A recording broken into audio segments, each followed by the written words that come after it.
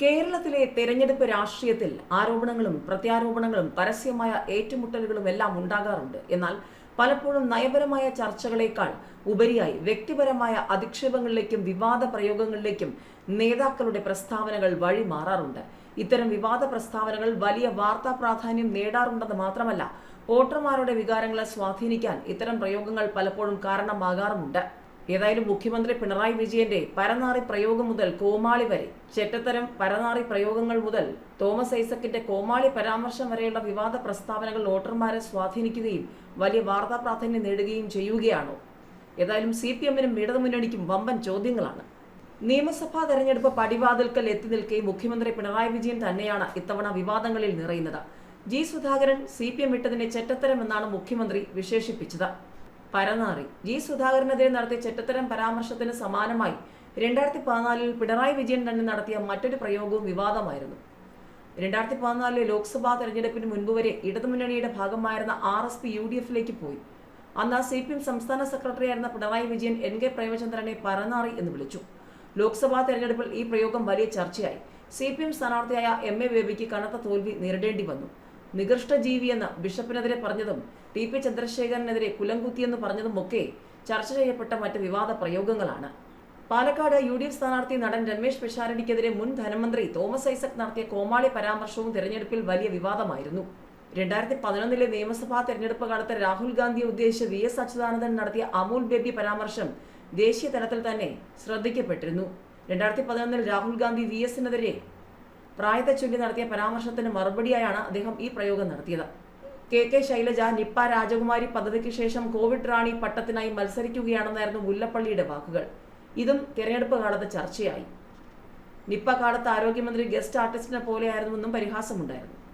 2019 അരൂർ ഉപതെരഞ്ഞെടുപ്പ് സമയത്ത് CPM നേതാവായിരുന്ന ജി സുധാകരൻ അരൂരിലെ UDF സ്ഥാനാർത്ഥി ഷാനിമോൾ ഉസ്മാനെതിരെ നടത്തിയ പൂതന പരാമർശവും വലിയ വിവാദമായിരുന്നു. 2019 BJP അധ്യക്ഷനായിരുന്ന PS ശ്രീധരൻപിള്ള നടത്തിയ യുവസുന്ദരി പരാമർശവും വാർത്തകളിൽ ഇടം പിടിച്ചിരുന്നു. പ്രിയങ്ക ഗാന്ധിക്കെതിരെ നടത്തിയ പരാമർശം വലിയ വിവാദമായി. പ്രിയങ്കയ്ക്ക് 48 വയസ്സായി യുവസുന്ദരി എന്നാണ് വിശേഷിപ്പിക്കുന്നത്. അമ്മമാരും സഹോദരിമാരും ഇരിക്കുന്നത് കൊണ്ട് കൂടുതൽ പറയുന്നില്ല എന്നായിരുന്നു അന്ന് ശ്രീധരൻപിള്ളയുടെ വാക്കുകൾ. കൊണ്ടും കൊടുത്തും ആറന്മുളയിലെ സ്ഥാനാർത്ഥികളായ അബിൻ വർക്കിയും വീണ ജോർജും തമ്മിൽ സംവാദം. റെയിൽവേ സ്റ്റേഷൻ ആക്രമണത്തെ മന്ത്രി വീണയെ അടുത്തിരുത്തിയാണ് അബിൻ രൂക്ഷമായ ഭാഷയിൽ വിമർശിച്ചത്. മന്ത്രി അതിന് മറുപടിയും നൽകി. പത്തനംതിട്ട പ്രസ് ക്ലബ്ബിലായിരുന്നു ചൂടേറിയ സംവാദം. കണ്ണൂർ റെയിൽവേ സ്റ്റേഷനിൽ മന്ത്രിയെ ആക്രമിച്ചതിന് പോലീസിന്റെ കയ്യിൽ തെളിവില്ല. ഇനാം പ്രഖ്യാപിച്ചിട്ട് ഒരാൾ മുന്നോട്ട് വന്നില്ല. ഗുരുതരമായി പരിക്കേറ്റ മന്ത്രി എങ്ങനെയാണ് കാറിൽ പത്തനംതിട്ടയിൽ വന്നത് എന്നായിരുന്നു അബിൻ വർക്കിയുടെ ചോദ്യം. ഇനാം പ്രഖ്യാപിക്കുന്നത് കേട്ടുകേൾവിയില്ലാത്ത ഒന്നാണെന്നും ഒരു സ്ത്രീ പോലും ഇല്ലാതെ പുരുഷന്മാരുടെ കൂട്ടമാണ് തനിക്ക് നേരെ പാഞ്ഞെടുത്തതെന്നും മന്ത്രി തിരിച്ചടിച്ചു. കഴിഞ്ഞ വർഷം ഏപ്രിലിൽ CPM-ന്റെ ബാലുശ്ശേരി അക്കൗണ്ട് ഇത്തവണ കോൺഗ്രസ് പൂട്ടിടുമോ എന്ന ചോദ്യവുമുണ്ട്. തെരഞ്ഞെടുപ്പ് അങ്ങനെ ചൂടുപിടിച്ചു തുടങ്ങുമ്പോൾ കോഴിക്കോട് ജില്ലയിൽ കടുത്ത മത്സരം നടക്കാൻ സാധ്യതയുള്ള മണ്ഡലങ്ങളിൽ ഒന്നാണ് ബാലുശ്ശേരി. സ്ഥാനാർത്ഥികൾ ഒട്ടും ആവേശം കുറയാതെ വോട്ടർമാരെ നേരിൽ കാണുന്ന തിരക്കിലാണ്. മറ്റു മണ്ഡലങ്ങളെ വെച്ച് നോക്കുമ്പോൾ ഇത്തവണ ഇടതിലും വലതിലും യുവ സാന്നിധ്യങ്ങളാണ് ബാലുശ്ശേരിയിൽ മത്സരത്തിനിറങ്ങുന്നത് എന്ന പ്രത്യേകതയുണ്ട്. സീറ്റ് നിലനിർത്താൻ LDF-ഉം മണ്ഡലം തിരികെ പിടിക്കാൻ UDF-ഉം ചിത്രത്തിലില്ലെങ്കിലും പ്രതീക്ഷ ഒട്ടും കുറയാതെ NDA-യും എത്തുമ്പോൾ തെരഞ്ഞെടുപ്പ് ബാലുശ്ശേരിയിൽ കൊഴുക്കും. ബാലുശ്ശേരി മണ്ഡലത്തിൽ സിറ്റിംഗ് MLA-യും തിരുവനന്തപുരം കോർപ്പറേഷൻ മുൻ മേയറുമായ ആര്യ രാജേന്ദ്രന്റെ ഭർത്താവ് KM സച്ചിൻ ദേവിനെ വീണ്ടും സ്ഥാനാർത്ഥിയാക്കി മണ്ഡലം നിലനിർത്താൻ ലക്ഷ്യമിടുകയാണ് CPM-ഉം LDF-ഉം. CPM വിട്ട TK ഗോവിന്ദന്റെ ഭാര്യ KP രമണിയെ പുറത്താക്കി CPM.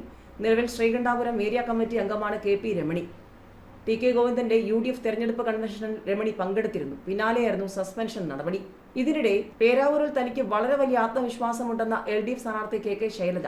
വിജയിക്കുന്ന സീറ്റിലാണ് തന്നെ പാർട്ടി നിർത്തിയത്. പേരാവൂരിൽ വിജയിക്കും. പാർട്ടി ആവശ്യപ്പെട്ടപ്പോൾ തന്റെ സ്വന്തം നാട്ടിൽ ജനവിധി നേടാൻ സന്തോഷത്തോടെ തീരുമാനിച്ചതാണെന്നും KK ശൈലജ പറഞ്ഞു. തന്നെ ചാവേറായല്ല കാണുന്നത്. താൻ പാർട്ടി കേന്ദ്ര കമ്മിറ്റി അംഗമല്ലേ. വെല്ലുവിളി നിറഞ്ഞ മണ്ഡലങ്ങളിൽ തന്നെ മത്സരിപ്പിക്കുന്നത് അംഗീകാരമായി കാണുന്നു. മത്സരിച്ചാൽ തോൽവിയും വിജയവും ഉണ്ടാകുമെന്നും KK ശൈലജ പറഞ്ഞു. പേരാവൂരിൽ ഡീൽ സംശയിക്കുന്നില്ല. വോട്ട് എണ്ണിക്കഴിഞ്ഞാൽ അത് പറയാൻ സാധിക്കുമെന്നും കേരളത്തിൽ CPM BJP ഡീൽ ഇല്ലെന്നും KK ശൈലജ പറഞ്ഞു.